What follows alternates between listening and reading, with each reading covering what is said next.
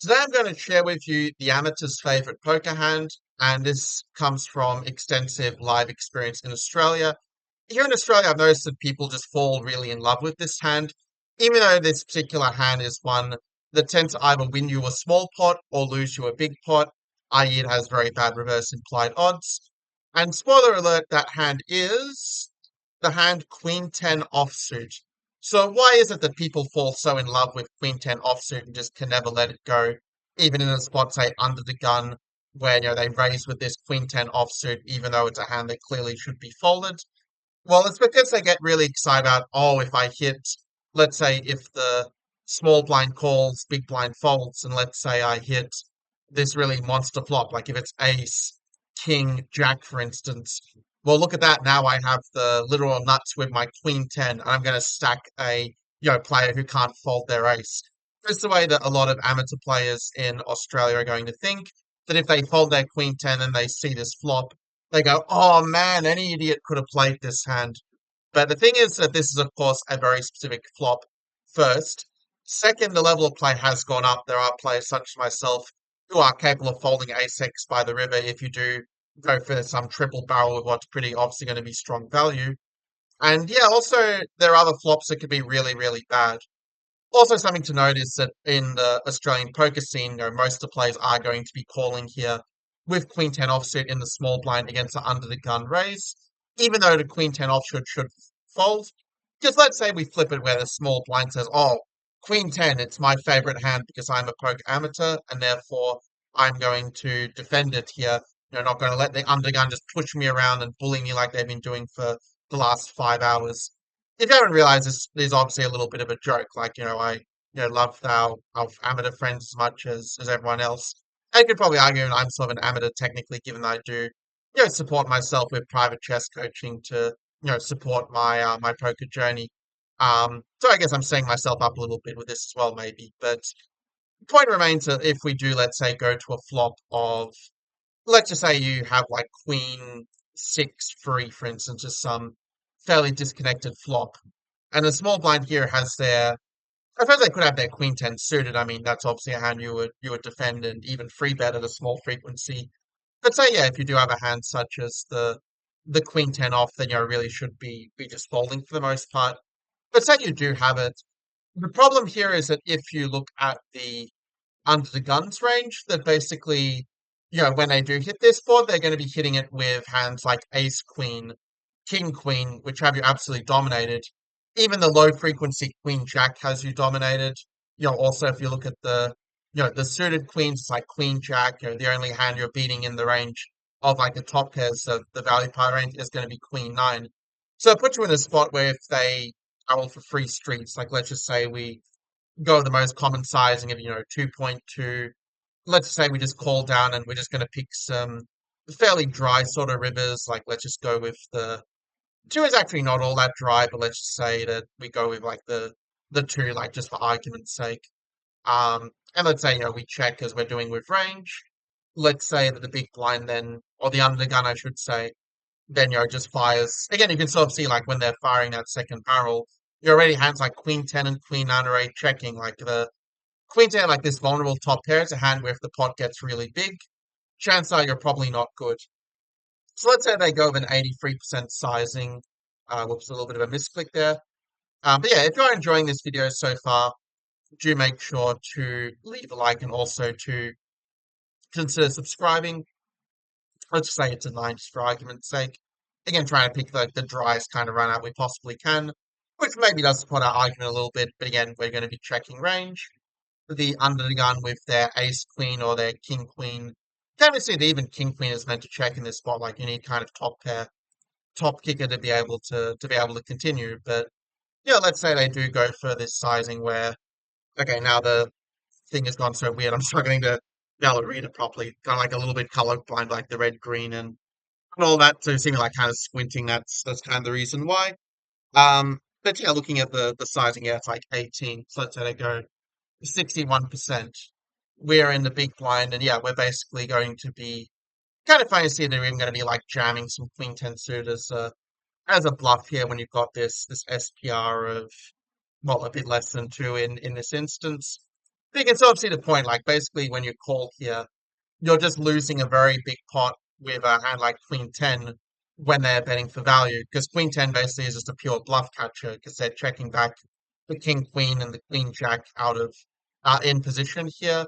So it means that yeah, your Queen 10 is only beating bluffs, and if they don't have any bluffs and you're playing like the solver, well, when we look at the pot after we call, well now the pot is basically if we go like do some quick math, yeah, go 41 plus 18, so that's yeah, 59. So we basically lost 30 big blinds as a result of our mistake of calling with Queen 10 offsuit in this spot. Now, if you have Queen 10 suit, it's not so bad. So Queen 10 suit, you do have, this flush draw that can kind of get into that extra equity. So yeah, that would be a little bit of a cooler. Although to be fair, if you know your opponent is just never kind of triple barrel bluffing, then you can even fold hands like Queen 10 very exploitatively. They're only really, going to be good enough to call when you do have, your opponent is capable of finding some triple barrel bluffs, or if they're, let's say, way overvaluing a hand such, I don't know, jacks or tens or something like that, which some recreational poker players will do, then yeah, you can kind of make the call. But yeah, you can already see how in this example, like the hand like Queen 10 just really get you into quite a lot of trouble as such. And let's say also if we take a spot, let's just say it's like 20, yeah, I'll say 25 big blinds here. And let's go. Actually, before I do, I probably should save this. Probably should save this hand actually. So yeah, it's going to save that one just quickly. We'll just call it yeah the Queen 10 losing a yeah big pot example just to make it easy to find. Um, Also, by the way, if you do have a favorite hand that's not Queen 10, then do let me know that one in the comments below. We can sort of see what everyone's favorite hand is, and obviously you're not allowed to say aces based on the various YouTube shorts I like to watch for poker. It's my kind of downtime when I'm not studying or playing. But yeah, let's say we make it 25 big blinds, so we go all the way back to the pre-flop. And let's say, yeah, we look at the small blinds range against undergun. You can see that, okay, it maybe doesn't apply so much with Queen 10. Like maybe I should fold and make it yeah, like the cutoff kind of raising will probably be a better example for the point I want to make. But when you look at the small blind here, this kind of want to show that these sort of suited broadways, what you're going to see a lot of the sort of recreational Australian players do. And to be fair, not just in Australia, but in other circles also. Just most players play poker don't really study it in all fairness. But you'll see that they'll often just call with these hands like the Queen 10 suited, the Queen Jack suited, saying, "Oh, I get to see a cheap flop. It's a nice, pretty little hand and that sort of thing." You can see here that this is a spot where you should just be virtually pure jamming the Queen 10 suited in the small blind. And to sort of understand why we do that, it can help to put it in and kind of see what the cutoff's defending range is going to be when we do make this all-in free bet. And you can see that the Queen 10 jam, we are jamming it as a bluff. We're not jamming it for value, obviously.